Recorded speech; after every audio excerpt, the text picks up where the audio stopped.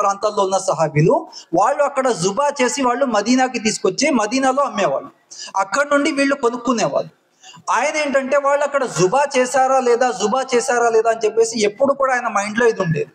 ఆ కన్ఫ్యూజన్తో ఆయన ఏమో మాంసం తినేవారు కాదు. ప్రవక్త సల్లల్లాహు అలైహి వసల్లం వారి ముందుకు వచ్చేసి వీరు జుబా చేశారో లేదో నాకు డౌట్ వస్తుందని చెప్పేసి అన్నారు.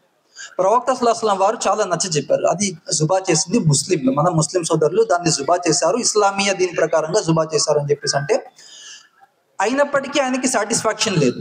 అప్పుడు ప్రవక్త సల్లల్లాహు అలైహి వసల్లం వారు ఏం చెప్పారంటే, సరే నీకు అంత డౌట్ ఉంది కదా, నువ్వు బిస్మిల్లా చెప్పుకొని తినేసి అని చెప్పేసి చెప్పారు.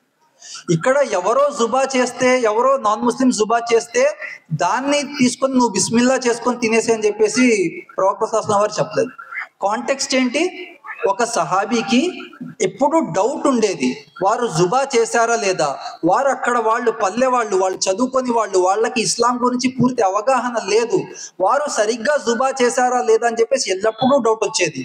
ప్రవక్త సల్లల్లాహు అలైహి వసల్లం వారు జన్ను బిల్ ముమినీన ఖైరా, ఒక ముస్లిం గురించి ఎప్పుడు కూడా మంచి ఆలోచించి అతడు జుబా చేసి ఉంటాడని చెప్పేసి, అతడు అల్లాహ్ యొక్క ఆదేశాలను ఉల్లంఘించడం అని చెప్పేసి అతడి గురించి మనం అనుకోవాలి. అది ఎంత నచ్చ చెప్పినా కూడా ఆ ఫోబియా ఉండటం వల్ల ఆయనకి అంత సాటిస్ఫాక్షన్ లేకపోతే ప్రవక్త సల్లల్లాహు అలైహి వసల్లం వారు ఏం చెప్పారంటే, సరే అంత సాటిస్ఫాక్షన్ నీకు లేదు కదా, సరే నువ్వు బిస్మిల్లా చెప్పుకొని తిను అని చెప్పేసి అన్నారు. సో ఈ కాంటెక్స్ట్ అంతా తీసేసి ఒక హదీస్ తీసుకున్నారు. ఎవరో తెచ్చి ప్రవక్త సల్లల్లాహు అలైహి వసల్లం వారి దగ్గర ఒక సహాబీ వచ్చేసి, వారు జుబా చేశారో లేదో నాకు తెలియదు అంటే నువ్వు బిస్మిల్లా చెప్పుకొని తినని చెప్పేసి ప్రవక్త గారు చెప్పారు. సో నేను KFCలో కూడా తింటాను, నేను డామినోస్లో కూడా తింటాను, బర్గర్ కింగ్లో కూడా తింటాను అని చెప్పేసి ప్రతి చోట ఆయన తింటున్నారు. హదీస్ చదివి తింటున్నారు. హదీస్ యొక్క తప్పుడు అర్థం ఆయనకి సరైన ఆయనకి అర్థం కాలేదు. దాని యొక్క కాంటెక్స్ట్ ఆయనకి తెలియదు. కానీ హదీస్ చదవటం వలన ఆయన ఏంటంటే దాన్ని సరిగ్గా ఉలమాతో ఆయన దాని యొక్క మీనింగ్ ఏంటి, దాని యొక్క కరెక్ట్ కంక్లూజన్ ఏంటి అనేది ఆయన డెరైవ్ చేయలేకపోయారు. దానివల్ల ఆయన కూడా మార్గభ్రష్టత్వంలోకి వెళ్ళిపోయారు. హరాం తింటున్నారు.